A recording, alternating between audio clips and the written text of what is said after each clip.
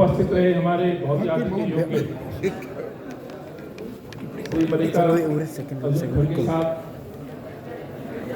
वंशज आदरणीय कांग्रेस के वरिष्ठ नेता आदरणीय A.K. एंटनी साहब,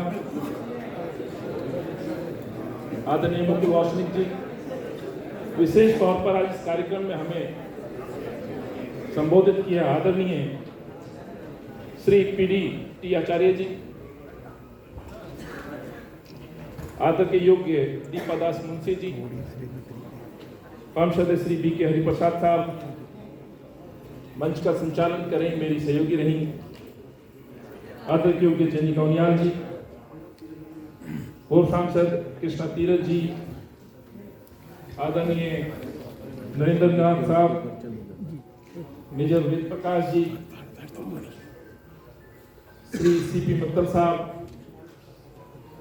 शकील अहमद साहब, दिल्ली के पूर्व डिप्टी स्पीकर रहे अमरीश गौतम जी, आदर के योग्य इमरान किदवई साहब, महिला कांग्रेस की हमारी अध्यक्ष अमिता धवन जी, AICC सचिव श्री आशीष दुआ साहब, D.D. सेलम साहब, उपस्थित दिल्ली के कोने कोने से आए हुए मेरे कांग्रेस परिवार के सम्मानित भाई बहनों व अन्य वो युवा साथी जो आज इस विशेष तौर पर इस कार्यक्रम में उपस्थित हुए हैं। साथियों, देश और कांग्रेस पार्टी आजादी के 75 वर्ष को सेलिब्रेट कर रही है और निरंतर इन 75 वर्ष की जर्नी को कांग्रेस पार्टी अलग तरह के कार्यक्रम के माध्यम से अपने उन नेताओं को, उन सपूतों को याद करते हुए न केवल उनको श्रद्धांजलि दे रहे हैं, बल्कि आज ऐसे वक्त में हम उनको पुनः अपनी युवा पीढ़ी के समक्ष प्रस्तुत कर रहे हैं जो हमारे लिए रोल मॉडल है। और आज एक विशेष दिन भी है। मुकुल जी ने सौभाग्य दिया कि मैं आपके समक्ष उपस्थित होकर के मैं धन्यवाद प्रस्ताव रखूं।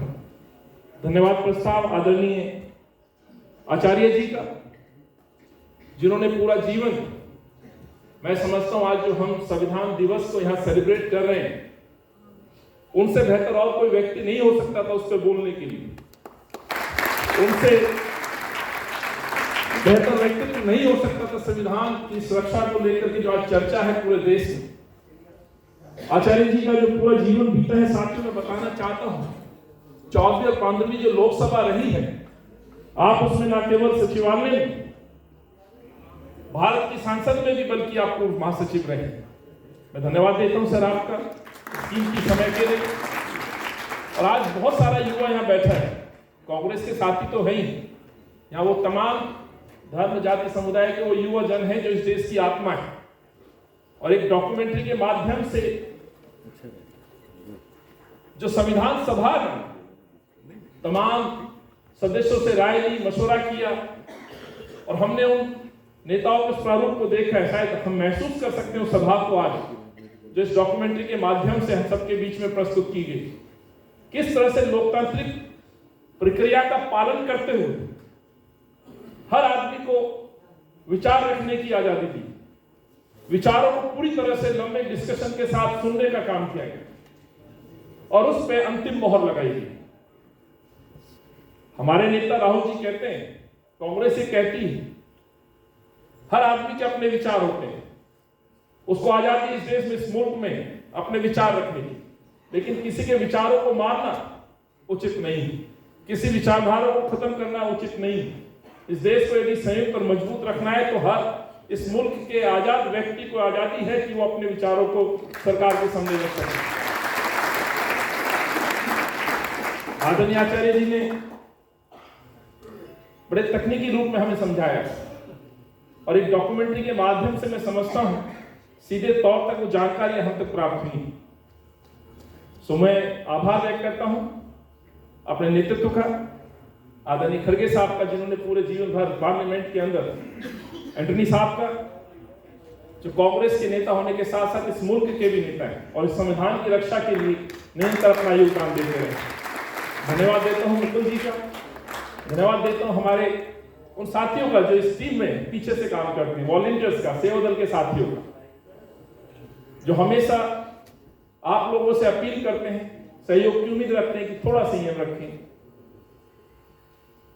जब किसी वक्ता को बुलाते हैं, इस सेमिनार में जब कोई बात रखने के लिए उनको बुलाया जाता है, तो मैं समझता हूँ हम जैसे जो आज के वर्ग के जो युवा हैं, जो शायद नहीं जानते इतिहास में क्या क्या चीज दर्ज है, ये वो लोग हैं जो हमें बताते हैं और हमें इतना मजबूत करते हैं कि हम विपक्ष का जवाब दे सकें। साथ में ये कहते हुए जो भी आज हालात हैं उस पर बड़े विस्तार से बातें की हैं और जो माहौल चल रहे हैं किसी से छुपे नहीं हैं। और ये बड़ा घातक है जब इस तरह की सरकार संविधान सभा में आपने देखा सब लोगों के विचार सुनना, सहमति बनाना और कानून बनाना और संविधान को हमें देना। वहीं का आज जो इस माफी के साथ, क्योंकि ये विषय आज 75वीं वर्षगांठ हम मना रहे हैं, अपने संविधान दिवस में संविधान को हम नमन कर रहे हैं, लेकिन ये भी जरूरी हो जाता है कि आज देश के हालात क्या है।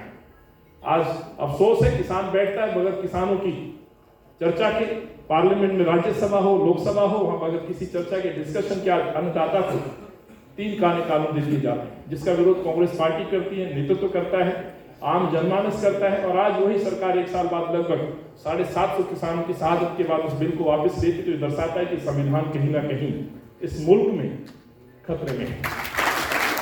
कई प्रश्न आए, प्रश्न उठाने वाले उन साथियों को भी मैं धन्यवाद देता हूं। मुझे उम्मीद है कि आपके प्रश्नों का जवाब आदरणीय आचार्य जी ने बड़े मुख्य तरह से आपके समक्ष रखा है। और किसी के मन में कोई शंका या सवाल रहा होगा तो वो जरूर चनिका जी हैं, हमारे कई ऐसे साथी हैं, चाय पीते हुए चर्चा कर सकते हैं, जो आदरणीय मुकुल जी ने निर्देश दिया है। बहुत सारे साथियों के प्रश्न रह गए, हम क्षमा चाहते हैं, लेकिन बहुत सारे साथियों ने बहुत ही सुंदर सवाल जवाब यहाँ दिए हैं। मैं उनका भी आभार व्यक्त करता हूँ, आभार व्यक्त करता हूँ आप सभी का जो लगातार इस तरह के कार्यक्रमों में उपस्थित रह करके यहाँ से कुछ ना कुछ देश इस मुल्क के लिए कुछ ना कुछ संदेश लेके जाते हैं। बहुत बहुत धन्यवाद आदरणीय अपने तमाम वरिष्ठ नेताओं का, साथियों का, जिन्होंने यहाँ उपस्थित होकर के न केवल हमको सुना बल्कि AICC आदरणीय राहुल जी, सोनिया जी, कांग्रेस के द्वारा 75वीं वर्षगांठ को जो सेलिब्रेट करने का जो उद्देश्य है। और अंत में कहते साथी ने कहा कि 6 दिसंबर ये कांग्रेस की परंपरा रही है, हम अपने महान नेताओं को, विद्वानों को, उन साथियों को, उन शहादत देने वाले वीर सपूतों को हम याद करते रहे हैं। ये 75 वर्ष कांग्रेस सेलिब्रेट कर रही है। आदरणीय बाबा साहब को भी हम याद करेंगे, उस हर व्यक्ति को याद करेंगे जिसका इस देश के निर्माण में योगदान है। बाबा साहब के लिए लास्ट में एक पंक्ति, क्योंकि मैंने विशेष तौर पर कई बार एक सवाल आता है, बाबा साहब और कांग्रेस को दूर दिखाने की कोशिश की जाती है। जैसे चैनिका जी ने जिक्र किया, बाबा साहब के खुद के लिखे वो पंक्तियां जिसमें कांग्रेस के बगैर इस प्रिंबल की या इस संविधान की कल्पना करना मैं समझता हूं संभव नहीं था। तो ये बाबा साहब के कथन थे। वो अलग बात है कि आज परिवेश में कहीं किसी किताब में कोई लाइन आती तो मीडिया जिस तरह से उसको बड़ा चढ़ा के दिखाता है, तो उस मीडिया के लिए भी कहना चाहता हूं कि बाबा साहब के उस कथन को जो कांग्रेस से दूर करने की कोशिश मीडिया या विपक्ष करता है, तो ये उनके लिए संदेश है कि बाबा साहब के खुद द्वारा, अपने द्वारा रचित लिखित वो पंक्तियां ये सबूत है इस बात के कि कांग्रेस और बाबा साहब कभी ना अलग थे ना होंगे। धन्यवाद। जय हिंद। सभी अपने अपने स्थान पर राष्ट्रगान के लिए खड़े हो जाएं। धन्यवाद अध्यक्ष जी। राष्ट्रगान की प्रक्रिया शुरू करते हुए आप सभी खड़े हुए। सावधान। जन गण मन अधिनायक जयो हे भारती भाग्य विधाता, पंजाब सिंध गुजरात मराठा द्रविड़ उत्कल बंग, विंध्य हिमाचल यमुना गंगा उच्चल जलधि तरंग। तब शुभ नामे जागे, तब शुभ आशीष मागे, गाए तब जय गाथा। जन गण मंगल गायक जयो हे भारती भाग्य विधाता। जय हे जय हे जय हे जय जय जय जय हे। विश्राम।